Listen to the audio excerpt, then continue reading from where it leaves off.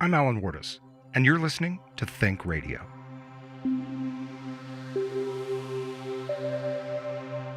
In over 30 states, you can now say, I want to be a benefit corporation, which means that you take into consideration stakeholders, not just shareholders. Wow. Stakeholders really could include the entire globe. Yeah. That's Lisa Holland, owner of Zen Business Consulting in Gunnison. She's passionate about a growing trend in the business world to measure profit and success differently, accounting for more than just money. That's what's up on this episode of ThinkRadio. ThinkRadio is supported by the Gunnison Country Times, Gunnison's locally owned hometown newspaper, and by listeners like you. To find out how you can become a ThinkRadio supporter, visit kbut.org. Lisa, thanks for joining me today. Thanks for having me. You know, I just introduced you as a business consultant. And that's somebody who comes alongside small businesses, especially in the Gunnison Valley, and just helps them out. What exactly do you do as a consultant to small businesses? Well, usually people reach out to me when they're struggling with an area of their business that they just can't wrap their head around, whether it be their bookkeeping, accounting, or an area of actually running their business that they haven't been able to address. They have a problem, they feel like they're inefficient, and they just need a second set of eyes, another brain to help them work through whatever that problem might be. And let's be clear, running a small business is not easy.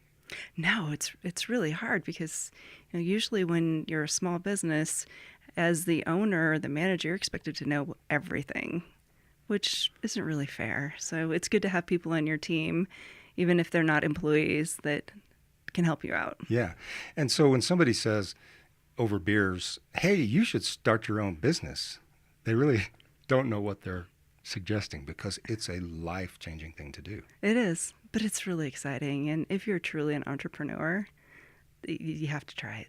Yeah. Well, and so what is an entrepreneur? And I know most people know what that word means. You just said if you're truly an entrepreneur, what does it take to be truly an entrepreneur? You have to be able to be comfortable with a certain amount of risk. Or like a lot of risk, in fact. Like no paycheck or no guaranteed paycheck. So you either need to be pretty financially stable or very efficient with your money.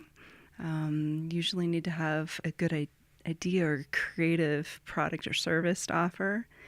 And really need to have a good support crew, whether that be friends, family, consultants, whatever that may be, just to help you get off on the right foot. Yeah. It's not a Lone Ranger thing to do. Some people do, but why do it yourself if you can solicit a tribe to help? Good point. You know, in some ways, we live in a time when the very word business, in some people's minds, takes on a negative connotation, right? I mean, part of the social justice movement seems to have involved pointing fingers at business as almost an intrinsic negative force in the world. I mean, you've got all these predictions of capitalism is dying, blah, blah, blah. What do you think about that? I believe that it probably is warranted in many situations where business is kind of dirty. When your whole, in capitalism and how this market was structured was to make as much money as possible at any cost. Right, and the courts have upheld the idea that that's all a corporation really has to do. It's in their legal documents is, you make your shareholders as much money as possible. And so historically, yes, that has been the case. But there has been this movement saying you can actually make a profit, but you can do good as well. Yeah. Well, before we go there, because that's really why I invited you in today, is to talk about that and how business is actually changing from within. But let's not wander away too quickly from the idea that business has been a negative force at times. In your mind, when you say business has maybe not done the good that they could, what are you talking about? Polluting the earth. How many companies have dumped their toxic chemicals down the neighboring river to get rid of it versus actually putting in the processes to deal with that properly. How they deal with their employees, paying people less than minimum wage, or making people work overtime, or if we go overseas, sweatshops, child labor. It's not, maximizing profits. Yeah, maximizing at the profits. expense of other things. You know. Well, and a common concept around that is offloading expense onto the environment, onto society. How widespread is that, though? I mean, because I've run into people who say, well, yeah, there are some companies that are like that, but not all of them. Do you think this is sort of intrinsic to business culture in Western civilization, or is it kind of an outlier? Well, the interesting thing is, we don't really know because it's not measured. So when you look at a business's financial documents, we don't keep track of that. Right, there's no There's no item for putting stuff in the river. Right. There's no standardized system that every corporation uses to measure this. We measure income, we measure expenses, but we don't track environmental pollutants. Yeah. Which now brings us to where you were going, and that is to the B Corp. This is something that you're passionate about. It's why I invited you in here today, because I want to know more about this new way of doing things. Tell us about that. Well, I've gone through B Corp certification, and the whole philosophy behind B Corp is that you are taking into consideration people, planet, in addition to making a profit. And the B stands for what? Benefit. So, it's kind of a hybrid between a nonprofit and a for-profit. You're a for-profit, but you have a purpose, a mission, like a nonprofit would. And some companies that are benefit corporations are really focused on the environment, and some are very much focused on employees and who they hire. But at the end of the day, you really have to have the whole package in order to certify. Right. And so you've used a couple of different terms there. We're talking about B Corp certification, but you also mentioned a benefits corporation. What's the difference between those? So benefit corporation is a legal business structure. So when you file your articles of incorporation with the Secretary of State, when you log on, you can say, I want to be an LLC, I want to be a partnership. And in over 30 states, you can now say, I want to be a benefit corporation, which means that you take into consideration stakeholders, not just shareholders. Wow. Stakeholders really could include the entire globe. Yeah. By adopting that language, it reduces the fiduciary responsibility, or actually eliminates the fiduciary responsibility to the board of directors for only being responsible to the shareholders to maximize profit. You actually have to take into consideration all the stakeholders of the company. So that actually sounds like an expansion of fiduciary duty. I mean, fiduciary, of course, really means money, but it means that those board members now have to consider other things. Very much so. So that's a lot like the triple bottom line idea, right? And that's exactly what it is. Which is not just money as a bottom line way to evaluate a company, but also social impact and environmental. And so a company, in order to consider itself successful, if it's a benefit corporation, has to be able to demonstrate progress in all three. You do. And you also have to be transparent about it. So we're back to measuring results then. Well, so how do you do that?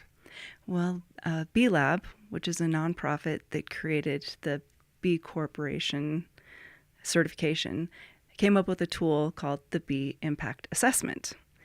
And that is how you can measure your triple bottom line. And so give me an example. How would you do that? Because you're a B Corp, right? You've been certified for how long? 2 years. I recertified this year. Ah, so now you're an old timer. Wow. Getting there. What's involved with that? What does it take to certify? What do you have to be able to demonstrate? There's a series of questions. The whole process takes, the questions itself, just answering the questions, can take about an hour.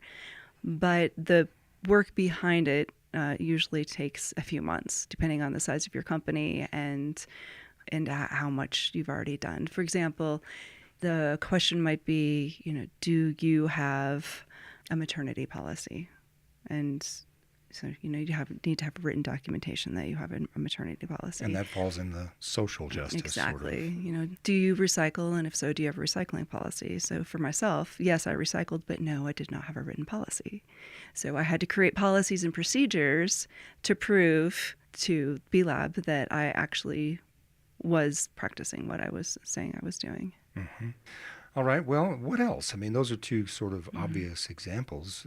Presumably this questionnaire that takes an hour asks about a lot more than that. It does. It really goes in depth with your employees, you know, how much you pay them, what kind of benefits they get, if you offer flex time, and then it will address your community, what you do for your community in terms of customer service, how much you volunteer, how much you give back monetarily.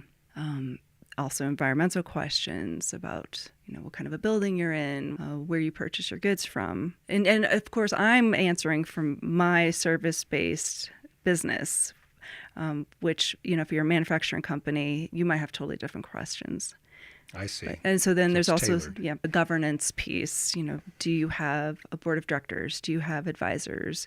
Do you get information from stakeholders on how well you're doing? Do you get their input? So feedback is a part of it. Mm-hmm. And then prove it. You know, you can't just say, yes, I get feedback. You have to prove it. Upon request, or do they absolutely look at your records of where your feedback is and so forth? So after you answer these questions, and all the questions are weighted for difficulty. So you go through the entire questionnaire with a B-Lab representative, and then they will audit questions of their liking. So they'll give you a laundry list of things you have to prove to them and provide to them. So it's not a rubber stamp, is the point. No, not at all. Not at all. And you know, throughout the process, I believe I spoke to my representative 3 or 4 times. So we would go through the process, and then my score would go down, and I would go try to find ways to have it go up, because you have to score 80 out of 200 points to even be eligible for certification. Which doesn't sound like a whole lot. I mean, that's less than 50%, but it's probably harder than it sounds, right? Considering where we live and what I do, it was difficult. I think I scraped by with like 81. Hoping to improve this year. But now you've recertified. Well, I'm hoping that I have more ducks in a row so I can improve that score. Well, so we've talked about the what and the how. Let's talk about the why. Mm-hmm. Why would a small business, or a big one for that matter, put themselves through this brain damage? Mm-hmm. For what purpose? What problem are we trying to solve here? Mm-hmm. I believe, and you know, this is part of the B Corp philosophy as well, is that for-profit businesses actually have the power to change the world. Because if you think of the money that's going in and out of the businesses and what they can do, we can make the world a better place. And so for me personally, to become a B Corp was really, you know, the Gandhi quote, you know, be the change. And if I can role model it, and if I can get anyone else, not even to become a B Corp, but inspire them to do a little bit better, then mission accomplished. Yeah, well, you know, I asked this question, what are we trying to do here? And you say, change the world. That's a pretty big mouthful. Well, within my lifetime, so, you know. Yeah. Baby steps.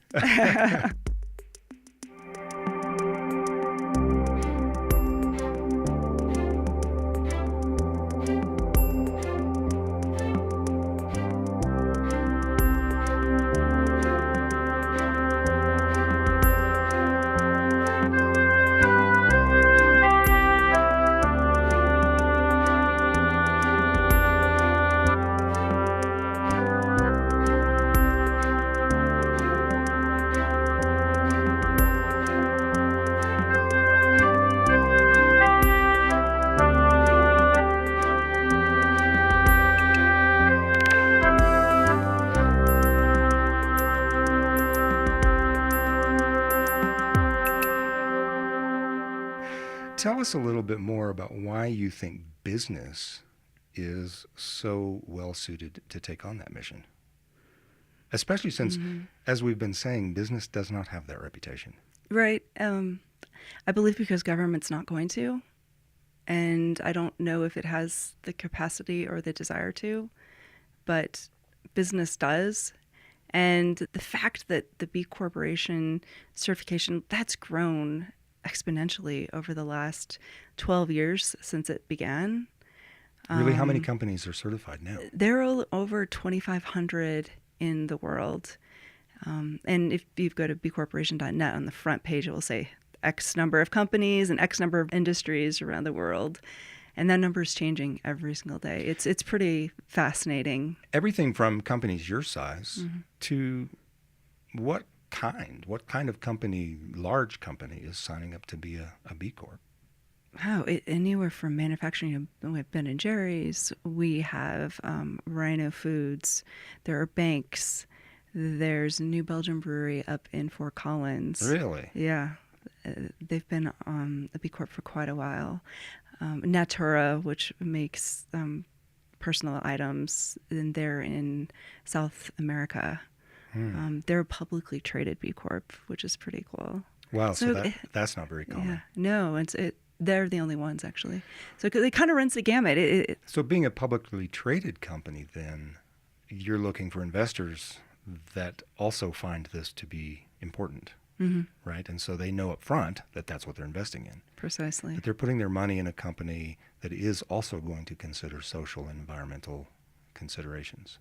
And investment has become a really big piece of it because, you might purchase those goods as a consumer because you believe in what the company is doing.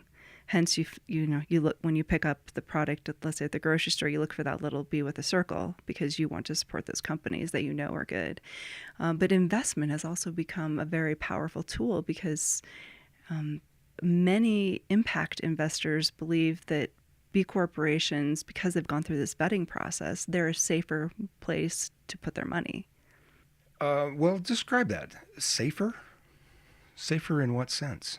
Well, as we discussed the triple bottom line piece, for companies who are not, let's say, reporting their environmental impact, because right now legally they don't have to, they were caught by the EPA, let's say the fines that they could incur, or the cleanup process might cost the company millions of dollars. Which means the Exactly. And so if you're investing in a company that you know is already doing the right thing, they're a safer investment. And over the past few years, they've actually been more profitable, the higher rate of return. How would you explain that? I mean, if you're also having to spend business resources on environmental impacts and social impacts, how does that translate into higher profitability? Well, a lot of companies, their biggest expense are their employees. And human capital is an asset that we also don't measure. So if your people are happy, if they come to work engaged, if there's less employee turnover, your company's actually saving money. Oh, probably large amounts of it. Right. Okay. So it's a complex puzzle. It's not just about profit. It's very holistic. You're right. It's not just about profit. So do you find that there's momentum building around this idea? I mean, 2,500 companies is awesome, but compared to, hundreds of thousands of them in the world, is there a sea change happening here in your mind? I believe so. Because a lot of the large corporations, the big conglomerates, are seeking out companies that are B corporations to acquire them. So many consumers are actually wanting to purchase from companies that are more conscientious. So even if you're not a B corporation, if you have the reputation of being a conscious company, right now that's pretty attractive. Yeah, and so 2,500, that's just the number that are certified. Correct. This practice could be taking hold in companies all over the place, and you wouldn't really even know it, right? Right. And a lot of companies don't actually want to go through the process to become certified, but they're actually using that B impact assessment just to see where they're at, because it will measure you against others in your industry. So a lot of people just use it as a tool for their company to see where they're at comparatively. And, you can keep using it over and over to see your improvements. Okay, so I'm sitting out there listening to this conversation. I do not own a business. I probably don't even want to own a business ever. What's in it for me? Why is it important to the average person that this is happening in the world? Well, as a consumer, every time you buy something, you have a choice of where your money is going. So if you're buying with intention, even if you're buying something that costs $2 more but can be recycled, versus something that's $2 cheaper that is going to end up in the landfill, that's making a choice that can be a long-term impact. If you're aware of that when you're using your dollars as a vote for who you support, and also if you don't own a business as an employee, this probably will hit home to you too, because it's how you're treated. And most people want to be treated with integrity. You spend most of your life at work. Yeah. It has the ability to not only improve your environment, but improve your working environment, improve wages, perhaps, eventually. Hopefully your community. We're pretty lucky where we live. The businesses are very supportive of our communities. I'm sure once a week somebody's knocking on the door asking for something for a silent auction item. At least. And some of them would say once a day. And they give, and they give. And I think that that's part of the reason our community is so tight here. So I asked you what's in it for the average person. What's in it for you? Why do you care? Why did you decide to put yourself through this process and also become a spokesperson, essentially, for this way of doing business? Because I believe in it completely. I think that, I can run my business the normal way, or I can step up and try to be a little bit better and a little bit more transparent and give a little bit more to the community. And if you're measuring it, I don't want to say it's a game, but it's really inspiring, because then you kind of want to do better and better every year. Yeah. And I very much like role modeling this for my kids, to show that even though you're a small fish in the ocean, that you can make a difference. And I want them to be aware of that when they go out into the world and may start making their choices. Well, and one of the obstacles we face is we're not even sure what the alternatives are to how we've been living. And so to see that there is an alternative and that lots of people are signing on, that's pretty powerful. Was there a moment when you said to yourself, I don't really want to do things the old way. Let's try something new? Was there some threshold that you crossed that you could talk about? I can't think of a particular moment. I think I wasn't really aware of conscientious companies until I heard Ben Cohen from Ben & Jerry's speak. It was in 2002, and I was at a convention, and he was speaking about Ben & Jerry's and all the stuff they were doing, and I thought it was amazing that a business could have so much social impact. And reading about different companies that were doing it, and then once I heard about B Corps, I thought, that I want to play. I don't know how I can play with this industry, but I want to figure out how I can be involved. And then I actually found out I could be one. I never had even crossed my mind that I could actually become certified. Yeah, and once I found out, I had to go for it, because it made sense. What kind of interest are you seeing among other businesses in the Gunnison Valley? Conversations, for sure. And most of it is people have been doing, a different variety of these facets, treating their employees well, or helping the community, or making sure that what they're buying is organic, whatever that may be, whatever facets they might have participated, but it hasn't been a conversation. And I find now that it's definitely a conversation, and people want to talk about it, and they want to compare notes, and they want to say, what are you doing? Oh, that's a great idea. I will incorporate that. I've had people reach out to me and ask for my logs of tracking, because I track my volunteer time, and I track my greenhouse gases, and I have all kinds of logs now. And I'm glad to give those out if somebody wants to start doing what I'm doing, even if it's just measuring. That's fantastic. So how do people get involved? How do they engage with this conversation? How do they find out more? Well, if you want to learn more about just the B Corps in general, you can go to bcorporation.net.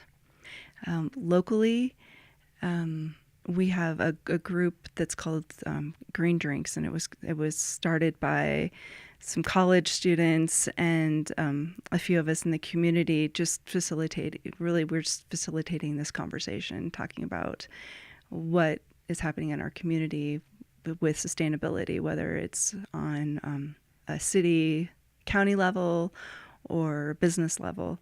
And that has been meeting the third Wednesday of every month. We're going to take a bit of a hiatus over the summer because a lot of the group was students, but there's a group on Facebook, so you can look out for that. Green Drinks. So margaritas and sustainability, is that the idea? Whatever floats your boat. Works for me. So what's next in this process for you? Is there another benchmark that you're reaching for? Well, I mentioned I recertified this year, so I'm already kind of getting documents together. I haven't started the exam itself, but I'm hoping to improve my score. That would really be a huge accomplishment for me. Sure. Yeah. And as you say, that's something you could chase for a lifetime. Which is the intention, actually. Yeah. Behind it, they make the assessment more difficult every 2 or 3 years. So they're trying to raise the bar, which I think is great. Yeah. What would you say to those people who are intrigued? They're listening to you right now and they're thinking, okay, I've been thinking about this for a long time.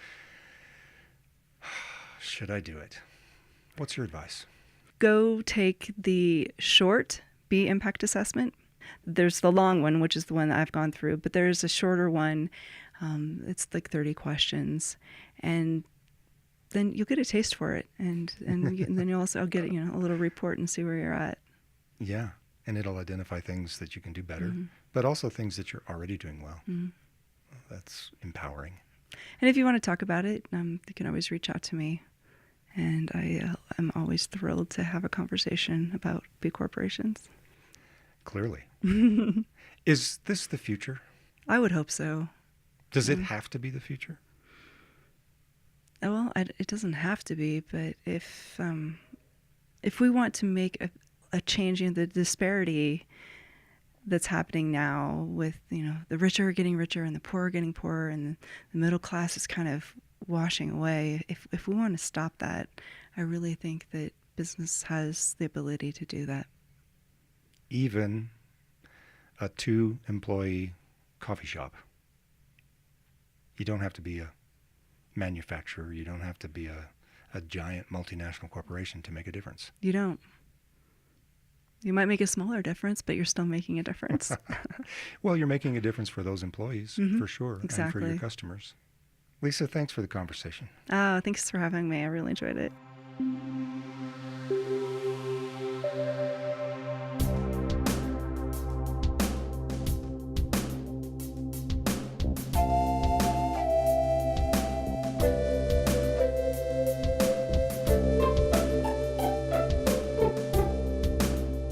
ThinkRadio is a production of Alan Wardis Media. To contact Alan, visit alanwardismedia.com.